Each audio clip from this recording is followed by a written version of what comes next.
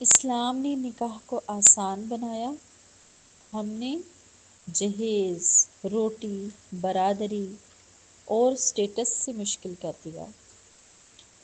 اسلام نے دفن، کفن اور صبر کو سادہ رکھا اور ہم نے 40ویں کل، نیاز اور دعوتوں سے دکھ کو ایک رسم بنا دیا۔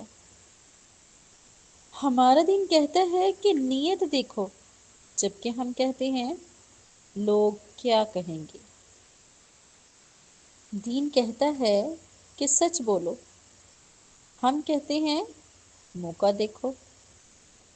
یہی وہ رسمیں ہیں جنہوں نے آسان دین کو ایک بوجھ بنا دیا ہے، جہاں عبادت سے زیادہ دکھاوا ہے اور سماجی دباؤ غالب آ چکا ہے۔